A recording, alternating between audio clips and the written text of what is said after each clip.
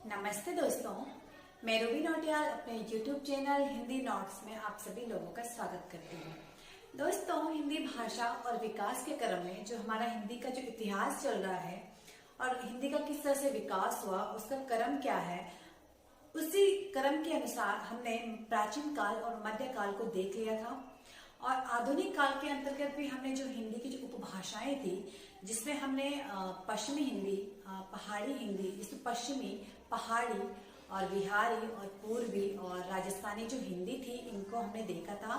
साथ ही हमने उनकी बोलियों को देखा था कि इनकी बोलियां क्या है। तो दोस्तों, उसी क्रम में हम उनका पश्चिमी हिंदी के अंतर्गत जो बोलियां आई थी उनको हमने देखा था। पश्चिमी हिंदी के अंदर जो भी बोलियां आई थी, जिसमें खड़ी बोली, ब्रज भाषा, कन्नौजी, बुंदेली और हरियाणवी, तो इन पांचों बोलियों को हमने पढ़ लिया है। आज हम देखेंगे पूर्वी हिंदी। और पूर्वी की हिंदी के अंतर्गत आपको मैंने याद कराया था कि पूर्वी हिंदी के अंदर पूरी ABC आती है। जैसे ए से हमने अवधी पढ़ा था, बी से हमने भोजपुरी और सी से हमने छत्तीसगढ़ी। तो इसी क्रम में हम तीनों बोलियों को देखेंगे। तीनों बोलियों में क्या क्या रचनाएं हुई है और किसका कितना ज्यादा विकास हुआ है, उसको देखेंगे। तो सबसे पहले आज हम देखते हैं कि पूर्वी हिंदी। तो जैसे पूर्वी हिंदी का विकास सोर्स है जो अर्धभक्ति अपभ्रंश था, उससे हुआ है। और उसी के क्रम में पूर्वी हिंदी जो है, उसकी जो बोलियां हैं उनको आज हम देखेंगे। पूर्वी हिंदी के अंतर्गत जो पहली बोली आती है वो अवधी आती है। और आपको दोस्तों, ब्रज भाषा और अवधी का अपना एक बहुत बड़ा विशाल साहित्य रहा है। अगर ब्रज भाषा के बाद अगर हम किसी का विशाल साहित्य देखें तो अवधी भाषा का है। अवधी भाषा सबसे मेन अवधी भाषा के जो प्रांत है, जो जिन जगहों पे बोली जाती है, उसमें लखीमपुर खीरी, सीतापुर, लखनऊ, बाराबांकी, बहराइच, गोंडा, फैजाबाद, उन्नाव, रायबरेली इत्यादि आदि क्षेत्र आते हैं। दोस्तों, अवधी को पूर्वी और कौशली भी कहा जाता है, क्योंकि अवधी मतलब अवध, अवध मतलब अयोध्या। अयोध्या कौशल प्रदेश में था, तो जिस कारण इसको कौशली भी कहा जाता है। अगर हम बात करें तो अवधी भाषा का एक बहुत विशाल साहित्य रहा है, जिसमें अगर सबसे तुलसीदास, जो हमारी रामचरितमानस है, जो तुलसीदास द्वारा रचित है, उसकी जो भाषा है वो अवधी है। और बहुत बार पेपरों में, मतलब कोई भी आप हिंदी का पेपर उठा लीजिए दोस्तों, जो आपकी जो उपभाषा है, इनके अंतर्गत जो बोलियां हैं, इनसे कोई ना कोई भी प्रश्न हमेशा ही एग्जाम में पूछ लिया जाता है। तो दोस्तों, अगर हम जो तुलसीदास जी द्वारा जो रामचरितमानस है, इसकी जो भाषा अवधी है, ये तो बहुत बार पेपर में पूछ लिया गया है कि तुलसीदास जी द्वारा कृत रामचरितमानस की भाषा क्या है। आप किसी भी पेपर को उठा लीजिए, C-TET, Q-TET, जिसमें भी हिंदी आती है, वहां हर जगह यहाँ से जो हमारी बोलियां हैं और जो वो भाषा है, यहाँ से 2 या 3 नंबर का प्रश्न तो बन जाता है। तो दोस्तों, जो अवधी भाषा की जो रचनाएं हैं और जो हमारे कवि हैं, उनके कुछ नाम है यहाँ पे और कुछ रचनाएं हैं। तो तुलसीदास जी द्वारा जो कृत रामचरितमानस है, वो भी अवधी भाषा में है। उसी तरह से जायसी की जो पद्मावत है, बहुत ही महत्वपूर्ण रचनाएं हैं सारी। रामचरितमानस हमारा महाकाव्य है, पद्मावत भी हमारा महाकाव्य है। और कुतुब की जो मृगावती है, वो भी अवधी भाषा में है। लालदास का जो जानकी रामायण है, वो भी अवधी भाषा में है। नाभादास जी द्वारा भक्तमाल, ये भी अवधी भाषा में है। अग्रदास की जो ध्यान मंजरी है, ये भी हमारा अवधी भाषा में है। नूर मोहम्मद का इंद्रावती, ये भी हमारा अवधी भाषा में है।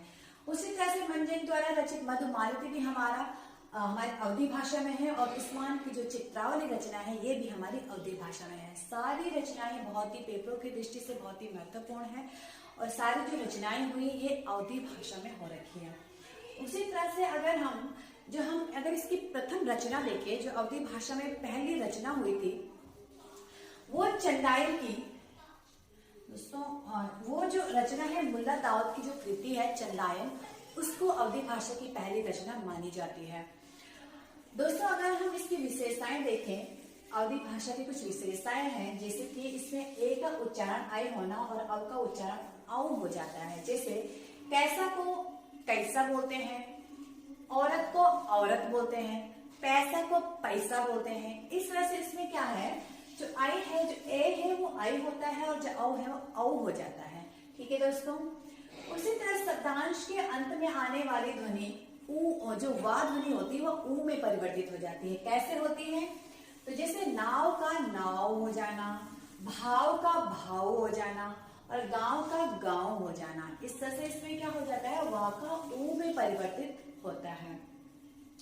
उसी तरह से अवधी भाषा में बिना कारण के अकारण ही रा का, इसका रा का क्या हो जाता है, आगमन हो जाता है। जैसे पसंद का बन जाता है परसन और वियोग का बन जाता है विरोध। इस तरह से मतलब क्या होता है, रा का क्या होता है, अकार में आगमन हो जाता है। उसी तरह से इसमें कर्ता जो चिन्ह है, कर्ता जो मतलब हमारे विभक्ति चिन्ह जो होते हैं, जो कि हाँ जिसमें कर्ता कारक चिन्ह होता है, जो कर्ता कारक का चिन्ह ने होता है उसका विलोप हो जाता है। जैसे कर्ता ने, तो ने का क्या हो जाता है, विलोप हो जाता है। जैसे उसने खाया, उसने खाया, तो इसका अवधी भाषा में क्या हो जाता है, ऊ खाई। इसकी विशेषताएं हैं, इस तरह से मतलब उसने खाया को ऊ खाई कहते हैं। ठीक है दोस्तों, इसकी अगली जो विशेषता है कि इस शब्द के आरंभ और शब्द के मध्य में आने वाली जो ई ध्वनि होती है, या तो ये आरंभ में आती है या तो उसके मध्य में आती है, ई ध्वनि वो हा में परिवर्तित हो जाती है। जैसे रईस का रहीस, इच्छा होगा, अगर इच्छा होगी तो इच्छा हो जाएगा, अगर सही सही होगा तो सही हो जाएगा। इस तरह से क्या हो जाता है, जो ई ध्वनि होती है वो आ में परिवर्तित हो जाती है। ये अवधी भाषा की कुछ विशेषताएं हैं। उसी तरह में दोस्तों अगर हम इसकी लिपि देखें तो इसकी लिपि तो वैसे नागरी लिपि है, प्राय नागरी लिपि में लिखी जाती है, परंतु दोस्तों मध्यकाल में इसकी लिपि कैथी और फारसी भी थी। ठीक है दोस्तों, अभी तो ये आपकी नागरी लिपि में है। ठीक है दोस्तों, अभी किस लिपि में है, नागरी लिपि में लिखी जाती है, परंतु मध्यकाल में ये कैथी और फारसी लिपि में भी लिखी जाती थी। तो दोस्तों ये हमने देखा पूर्वी हिंदी, और पूर्वी हिंदी के अंतर्गत हम देख रहे हैं उसकी पहली बोली, जिसमें हमने देखा था आज अवधी को। अवधी साहित्य की दृष्टि से बहुत महत्वपूर्ण, इसकी साहित्य में बहुत ज्यादा रचनाएं हुई हैं। इसमें मैंने आपको कुछ रचनाएं लिखाई है और रचनाओं के जो कवि है उनको लिखाई है। इसकी जो पहली रचना है वो मुल्ला दाऊद के द्वारा रचित चंगाइन को माना जाता है। इसी तरह से इसकी कुछ विशेषताएं मैंने आपको बताई है। दोस्तों इसको पढ़ने का मतलब ये है कि इसके अंतर्गत हम डीप में अगर इस चीज को पढ़ते हैं तो यहाँ से कोई भी प्रश्न आ जाता है, कोई पंक्ति आ जाती है, ये पंक्ति किस भाषा में रचित है, किस बोली में रचित है, तो हम उसको वहां पर इस तरह से पढ़ के हम उसको वहां पर अपना आंसर लगा सकें। ठीक है दोस्तों, इसीलिए मैं इसको थोड़ा सा गहरा अध्ययन, मतलब जिसको डीप अध्ययन बोलते हैं, इसको डीप स्टडी जिसको बोलते हैं, वो करा रही हूँ। मतलब इसके अंतर्गत जो भी चीजें हैं, जो भी बारीकी चीजें हैं, मैं वो आप तक पहुंचाने की कोशिश कर रही हूँ। तो दोस्तों इसी क्रम में हम आगे जो बोली है हमारी पूर्वी हिंदी, वो होगी हमारी छत्तीसगढ़ी और बघेली, उसको हम देखेंगे। तो पहले अगर आप नोट्स बना रहे हो तो पहले आप इसका स्क्रीनशॉट लेकर इसको जूम करके इसको देख सकते हैं। ठीक है दोस्तों, तो चलिए दोस्तों हिंदी उपभाषा के अंतर्गत इससे पहले जहां हमने अवधी भाषा को अवधी बोली को देखा था, और अवधी बोली जो हमारी पूर्वी हिंदी के अंतर्गत जो बोली आती है, उसी के क्रम में आगे हम देखेंगे बघेली, और बघेली के साथ हम देखेंगे छत्तीसगढ़ी। ये तीन बोलियां हैं जो हमारी पूर्वी हिंदी के अंतर्गत आती है। इससे पहले हमने जो पश्चिमी हिंदी थी उनकी बोलियों को पूरे क्रम रूप से पढ़ लिया था, जिसमें हमने 5 बोलियां पढ़ी थी। उसमें से हमारी जो पहली थी खड़ी बोली, ब्रज भाषा, कन्नौजी, हरियाणवी और बुंदेली। ठीक है दोस्तों, तो चलिए देखते हैं। जो बघेली थी या बघेलखंड की बोली थी, इसलिए इसका नाम बघेली कहा गया। और यहाँ जो बघेलखंड था या बघेल राजाओं का, यहाँ पर क्या था, बघेल राजाओं का राज्य था, और जिनकी राजधानी रेवा थी। दोस्तों रेवा राजधानी होने की वजह से इसका नाम रेवाई भी कहा जाता है। कहीं कहीं पर इसका नाम रेवाही है और कहीं कहीं पर इसका नाम रेवई भी है। साथ ही इसका नाम एक रिमही भी है। ठीक है दोस्तों, तो इस तरह से मैंने आपको इसके कुछ 2 नाम बता दिए हैं, आप इनको याद रख सकते हैं, क्योंकि पेपर में इस तरह से भी आ जाता है कि निम्नलिखित में से किस बोली का उपनाम ये है। ठीक है, इस तरह से भी बहुत सारे पेपरों में हमने देखा है कि इस तरह के भी प्रश्न बन जाते हैं।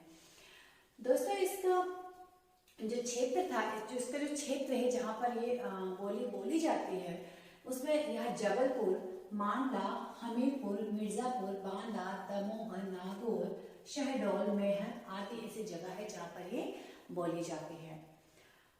इसमें इसकी कुछ विशेषताएं हैं। जैसे इसमें क्या होता है, इसमें वा का बा हो जाना, मतलब जैसे अगर हम आवा देखें तो आवा क्या है हमारा, ये आवा हमारा अवधि का शब्द है दोस्तों। क्या है, अवधि का शब्द है हमारा, और जो आभा शब्द है हमारा, ये जो हमारा है ये हमारा बघेली का शब्द है। कैसा शब्द है ये? बघेली का शब्द है, ठीक है। और ये कैसा शब्द है? ये हमारा अवधि का शब्द है। कैसा? अवधि का शब्द, ठीक है। तो वा का बा में परिवर्तन हो जाता है, ये इसकी विशेषता है। इसके बाद इसके विशेषण के साथ कुछ प्रत्यय का प्रयोग होता है, मतलब इसमें से हा प्रत्यय लग जाता है। विशेषता वाले जो शब्द होते हैं जो विशेषता प्रकट करते हैं उसमें क्या हा लग जाता है? इसमें हा लग जाता है। जैसे हम एक शब्द का कम हा, सुंदर हा, मतलब सुंदर और सुंदर पे हा लग गया, तो सुंदर की एक विशेषता है ना, तो इसमें क्या हो जाता है? हा लग जाता है, ठीक है दोस्तों। बघेली के बाद हम छत्तीसगढ़ी को देखेंगे। छत्तीसगढ़ के वहां पर बोलने के कारण इसको छत्तीसगढ़ी कहा गया है। अन्य क्षेत्रीय नाम इसका अलग अलग जगहों पे अलग अलग नाम है। जैसे बात करें तो खलहाटी और खलोटी, ये जो नाम है ये बालाघाट वाले इलाके में बोला जाता है। जो बालाघाट वाला हमारा क्षेत्र है वहां पे इसको खलहाटी या खलोटी के नाम से जाना जाता है। पूर्वी संबलपुर के जो इलाका है वहां के लोग इसको लहरिया के नाम से जानते हैं, और साथ ही इसके एक अन्य नाम है खलटाही, ठीक है दोस्तों। तो इस तरह से इसके बहुत सारे नाम हैं, और ये पेपरों में भी आ जाता है कि ये जो नाम है ये किस बोली का नाम है, ठीक है। उसके बाद अगर हम छत्तीसगढ़ी की बात करें तो इसमें बहुवचन बनाने के लिए, यहाँ पर अगर संज्ञा को हमें बहुवचन बनाना है तो उसके पीछे मन, अनु या गण या जमा इस तरह से शब्द जोड़ने पड़ेंगे।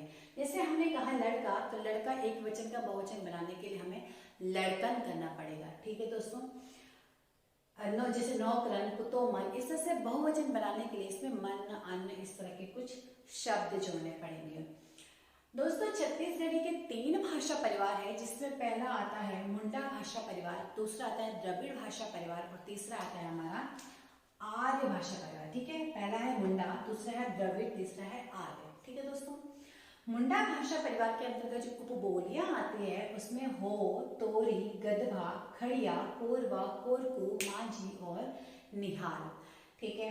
दूसरे नंबर पे जो आता है भाषा परिवार वो है द्रविड़ भाषा परिवार, और इसके अंतर्गत की जो उपबोलियां हैं वो है दोला, दंडामी, भुजिया, कुई जिसको कौंद के नाम से भी जाना जाता है, मुड़िया, पड़जी, उराव या कुडुक के नाम से जिसको जानते हैं। कुडुक बहुत बार पेपर में आ चुका है कि ये छत्तीसगढ़ी के किस भाषा परिवार की उपबोली है।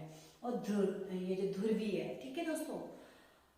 इस तरह से मुंडा और द्राविड़, और उसके बाद हम देखते हैं आर्य भाषा परिवार। तो आर्य भाषा परिवार छत्तीसगढ़ी का जो आर्य भाषा परिवार है उसके अंतर्गत मगधी, उड़िया, भतरी, हल्बी और सदरी, इस तरह से इसके क्या है, ये कुछ 3 भाषा परिवार है। तीनों भाषा परिवार के अंतर्गत उनकी उपबोलियां हैं।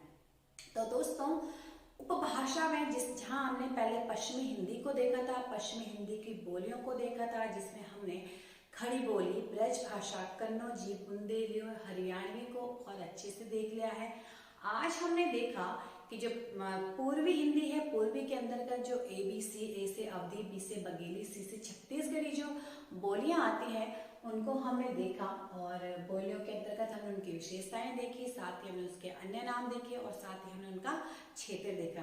दोस्तों क्षेत्र से भी बहुत सारे प्रश्न बनते हैं कि इस क्षेत्र में कौन सी भाषा बोली जाती है, या अवधि निम्न में से किस क्षेत्र की बोली जाने वाली भाषा है, इस तरह के भी प्रश्न बनते हैं। जैसे अगर आप LT हिंदी से मतलब लेक्चर की, LT की, CTET, UTET का हिंदी का मतलब कोई भी पेपर जहाँ पे हिंदी का पोर्शन आता है, हिंदी वाले पेपर में, तो इस तरह के प्रश्न अब बनते ही बनते हैं, ठीक है दोस्तों।